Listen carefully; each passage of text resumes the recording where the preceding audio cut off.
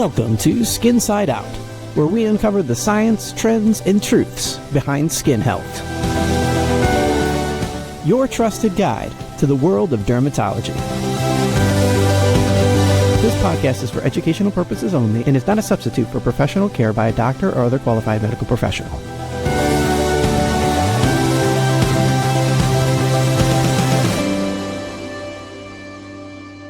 Welcome to Skinside Out, where science meets beauty. I'm your host, Dr. Zain, with Heather and Courtney. So we're in the middle of the holidays. It's a time for gathering with our family, our friends, and really celebrating the season. But it's also a time when, our skin can go out of whack, and there's a lot of celebration, comes a lot of indulgence. So, things such as sugar, the things that we're eating, alcohol, all these things can play a role with our skin. So we're going to do a deep dive on what the holiday does to our skin and how we can prevent it. And if we're also dealing with issues from the holidays, how we can improve it. So let's get right into it. So what do we see during the holidays with our skin? It's funny. I feel like we see definitely a lot of dehydration in the skin. Yeah. I think people indulging in things like late night parties, lots of sweets, alcohol. And the dry climate doesn't really help either. Yeah. It just makes it worse. Yeah, that's like the extra factor on top. What's interesting though too, sometimes that I've noticed is sometimes I've felt like patients have even developed sensitivities or rashes. For example, we had a patient who had this rash on her face, and we ended up finding out it was related to like all the holly that was being hung. And so I just think even sometimes outside things that we don't normally use throughout the year, I think about those like cinnamon brooms or whatever too. I think sometimes those play a factor around the holiday season, just introducing our skin to things we're not used to. Also with new cosmetics, like you want to look good for the parties, you're using makeup, products you may have not used before, perfumes, other scents, and just also, just getting exposure to like certain foods that you don't normally indulge in, and, your skin can react to it. And I think for a lot of people too, for those who drink alcohol, I feel like cocktails and drinks are more of a popular social thing, especially around the holidays when you're with people. But then also like the sweets, there's a lot of baked goods from Thanksgiving to New Year's. So we're kind of right in the brunt of it. Yeah. And I feel like we all, this is definitely not going to be a podcast where we're like, don't indulge, because I think we all here indulge in different ways. So Dr. Zain loves his sweets, and I think Heather loves her wine, and I love a cocktail. So it's just about moderating and figuring out how to, handle your skin after. Absolutely. So let's first start off with alcohol, because that's a big part of the holidays. So I personally don't drink any alcohol, but I know that many of my friends and colleagues do. So let's talk about how alcohol affects our skin and how we can kind of help reduce the effects that it has. I think to begin with, and most people know this, alcohol is very dehydrating. It's a diuretic. So it kind of makes me think back to like college days where you're like, don't open the floodgate because, it'll just make you lose a lot more water. And then in turn, you'll wake up the next morning a lot more dry and dehydrated. Like when you're reaching for that water, like when you wake up in the morning. Yeah. You're like searching around. You're so dehydrated. Yeah. And that often leads to headaches too, right? Yeah. Lots of inflammation, puffiness. I always feel like I'm incredibly puffy the day after I've been drinking. Just a little bit of like swelling in the cheek area and like bloated, appearance. Yeah. It affects a lot of our rosacea-prone patients. So we see a lot of flushing, redness, because alcohol can dilate the blood vessels. So for those who have the predisposition for rosacea, their rosacea often flares up during this time. It's hard to control. They're getting breakouts as well, new blood vessels forming, and it can be, pretty uncomfortable. And it can affect your sleep pretty well too. So it actually decreases your REM sleep. So you'll probably wake up in the morning feeling and looking like you got less sleep and your skin hasn't had that quality repair time. And, you love your cocktails, Courtney. I know you love that. There's a lot of sugar in those cocktails. Depends what you're drinking. Okay. I personally love a seltzer water, no sugar, and vodka. No. But I do think being mindful of what you are mixing with. A lot of people do, like, especially this time of year, like cranberry juice. And that is full of sugar. Definitely some of the different, even mocktails I'm seeing nowadays, just the amount of sugar that's in there. So I think just being mindful of what you're drinking. I even think back to wine, how for so long we thought, oh, it's okay, 1-2 glasses, it's an antioxidant. But even the sugar that's in wine too can really disrupt the skin. So I think just being mindful of what you are drinking and trying to cut out some of the, like, the juices, the extra sodas, the sugary stuff, and maybe just switch to like a soda water. Yeah. And then we know that the liver processes alcohol, detoxifies it, but it can place a burden on the liver as well, and can it can reduce the detoxification process from other, substances that our body needs to get rid of. So that can cause inflammation, cause, delayed release of these toxins. So something to think about. I mean, recent studies have shown that there is actually no safe amount of alcohol. There is no health benefit. Like, I know there was resveratrol and all those, benefits that we, used to tout. They've kind of been disproven. So just something to mind, not to be a downer, but I don't drink for its health. I drink for fun.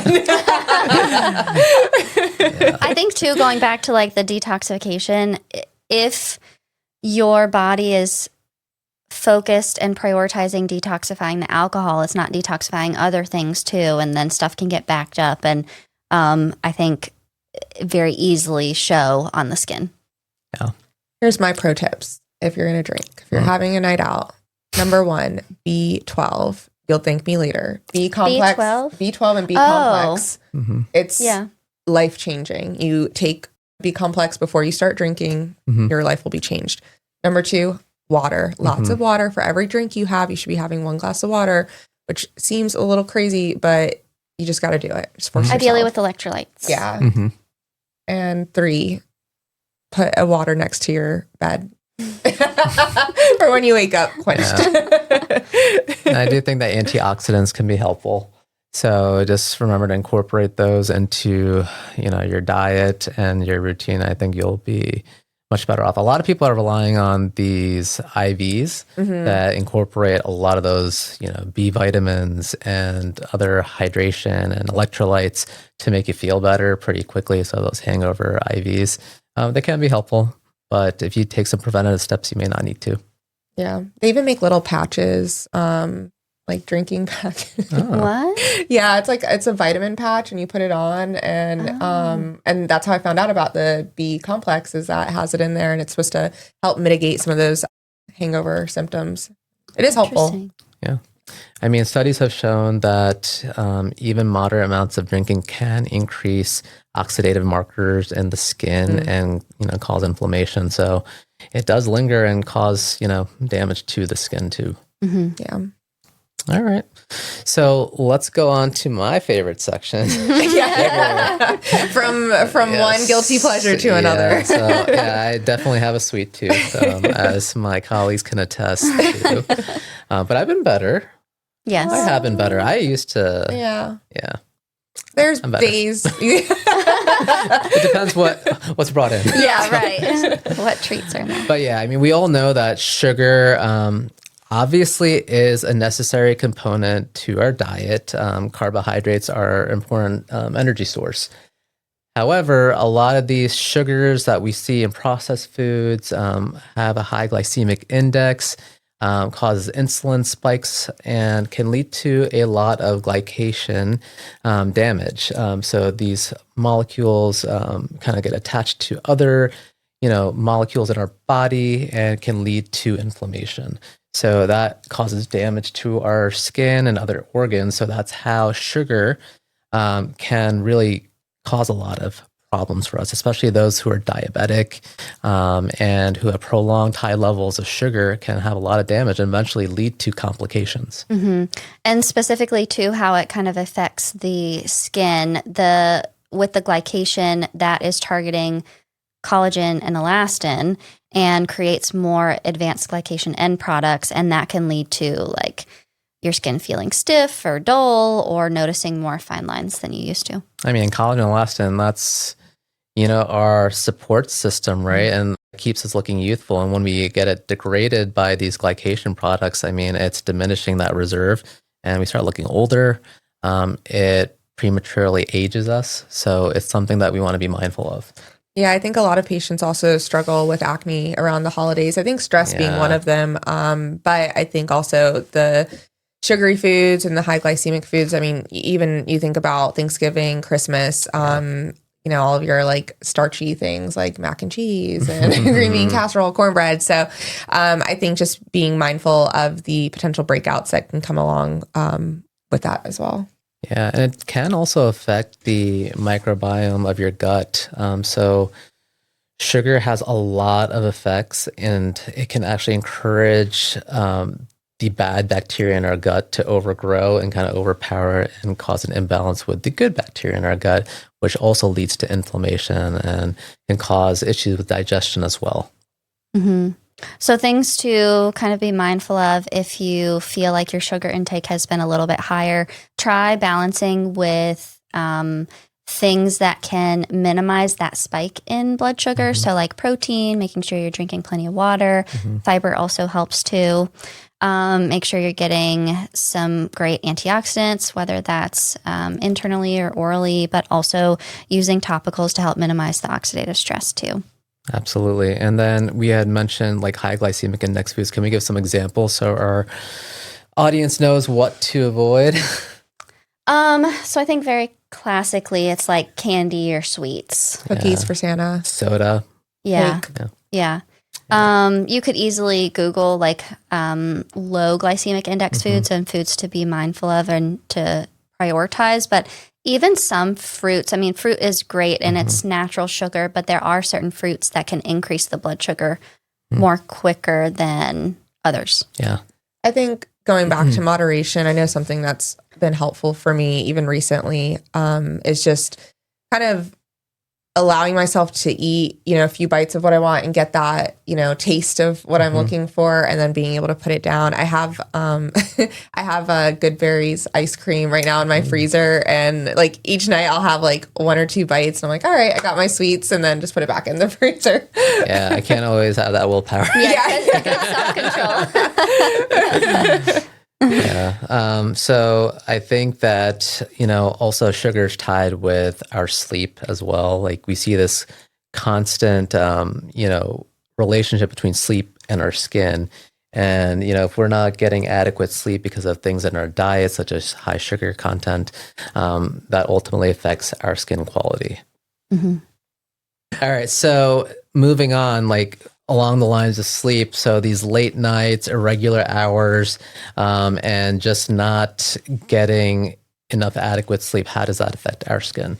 Yeah, I think this time of year is always so funny because all of the parties end up turning into this kind of like late night. I was so thankful with our holiday party having it during lunch because I can go home and be in bed by like 8 p.m. So, but that being said, I think just, we've talked about sleep so often on this show because I think it's so important, but decreased collagen production. I mean, like Dr. Zain's mentioned in the past, that's really your restorative time period where you are healing. And so when you're having disruptions in your sleep, you're going to notice that decreased collagen production. Your barrier repair is going to be impaired. And then just, I feel like that dullness and that overall kind of like lackluster appearance can happen. I mean, the under eye circles, that is a telltale sign. You see more edema or swelling in that area. You see those prominent blood vessels. And it's just not a good look. And it's something that, really does take sometimes weeks to kind of get over sometimes because it's just a deficit that you're just trying to catch up, and it's hard to sometimes. Life gets in the way, and the holidays don't make it easier. I mean, New Year's is next week, right? And I try not to stay up till midnight anymore. It just lost its appeal. But those parties that you go to, I mean, you're kind of like forced to. Yeah. You're stuck there, and you got to wait for that, the ball to drop. Well, you have kids. You can use your kids as an excuse. The best thing about Raleigh is like they have that little acorn drop at like 7:00. I'm like, yes. Yeah. All right. Kids think that's midnight. Yeah. You can go home and go to sleep. Yeah. Yeah. My parents used to tell my sister that that it was midnight and that the acorn dropped at midnight. So I think they have like, do you go to the acorn? Yeah. I know they have like television, like broadcasting of it too, where like you could air it at a certain 7, time. but it says that it's midnight on the screen. Yeah. Yeah. Smart. Yeah. You have to. Sometimes these kids want to stay up past you. So. Yeah. But also increasing stress with lack of sleep too can just lead to inflammation, more oil production, kind of going back to that potential for breaking out as well. Yeah, I think something that I do try to prioritize is like when you have done like a lot of like parties or just a lot of events, just making sure you have like one set night that you can look forward to, that that's going to be your night. I'm going to go to bed early, try to catch up on my sleep, and just making sure you're giving yourself enough self-care time. Yeah. All right. So we're in the holidays and we're, going to parties. How do we rescue our skin post-party? Courtney, I'm going with you. Wash your face. Don't sleep in your makeup. That's my number one tip. I think it is so hard this time of year because of all of the parties and the late nights and the drinking, and you just want to go to bed and you're exhausted. It's cold. You don't really feel like staying up. You just want to be like toasty in bed. Number one, wash your face. Don't sleep in your makeup. I think also, increasing your water intake is so important. As we mentioned, just dehydration, and even with just your skin barrier, I think making sure you're drinking enough water throughout the day is so important. But that's not enough. I mean, your skin also needs topical application. Oh yeah, we'll get into that. Oh, okay. Here's my. I love a recovery mask. I love a Neocutis mask.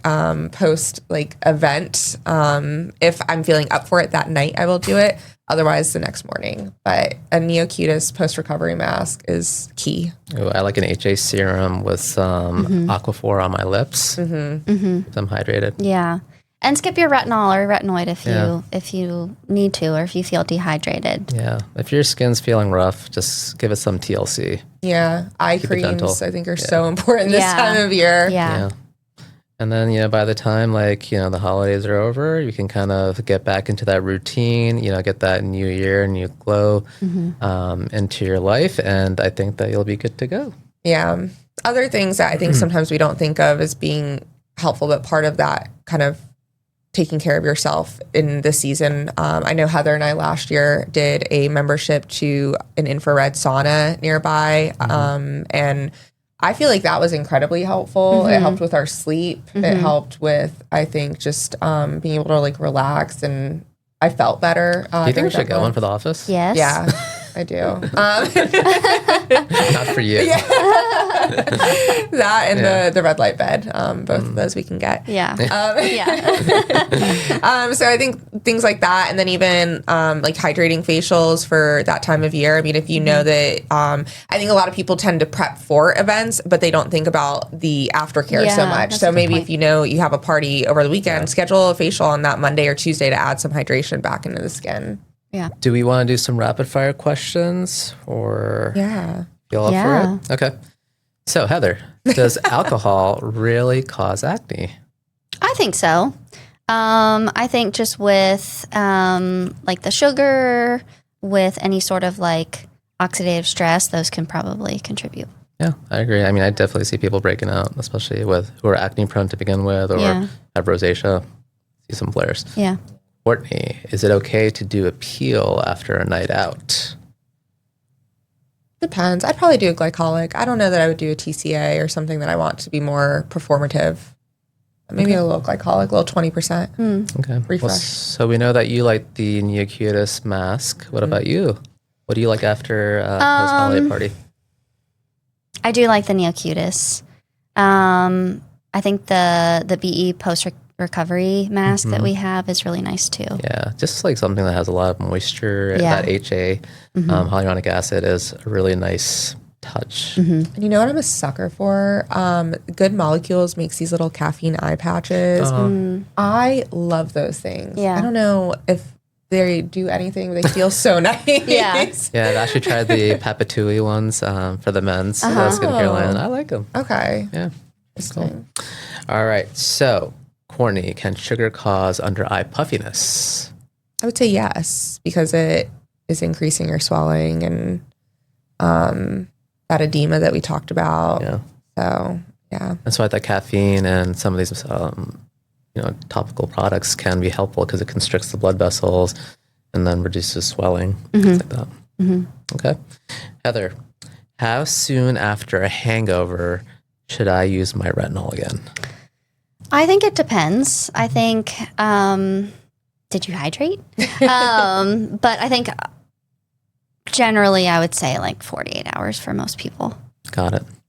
And then I know that skincare is a very popular gift with the holidays. Do you recommend waiting till after the holidays to kind of experiment with new skincare products? Or do you think that it's okay to kind of maybe, start them right around the holidays, around parties and things like that? I don't know. I feel like everybody's skin's different, but like for me, if I'm changing a lot of different things at once, like, you've got more sweets, maybe more alcohol. And I think all of that can contribute. And if I'm making those changes because it's holidays and also changing my skincare routine, I think my skin freaks out a little bit more. Yeah. I have a 1 product, 2 week rule where I'll only add in one different product for 2 weeks because at that point, then you don't know what is breaking you out, especially around the holiday season, like you mentioned, when you have all these very different factors playing into it. So 1 product every 2 weeks if you're going to change something. That way, if you're having some kind of issue. Yeah. That's it. And I don't think that social settings are the right time to necessarily change things up because you just never know how your skin's going to react. Yeah. I mean, people have sensitive skin. There's all sorts of products. You can develop dermatitis in response to some ingredients. Sometimes they're too drying, doesn't suit your skin type. So kind of wait till January for that. Yeah. And be mindful of when you're getting your procedures done, because I think people forget sometimes. I have had this happen to me once where a patient, I'm mid-peel, mid-TCA 20, and I said, okay, you'll start peeling in 2 days. You'll peel for about a week. She goes, oh crap, what's next week? And I told her the date. She said, I have a holiday party.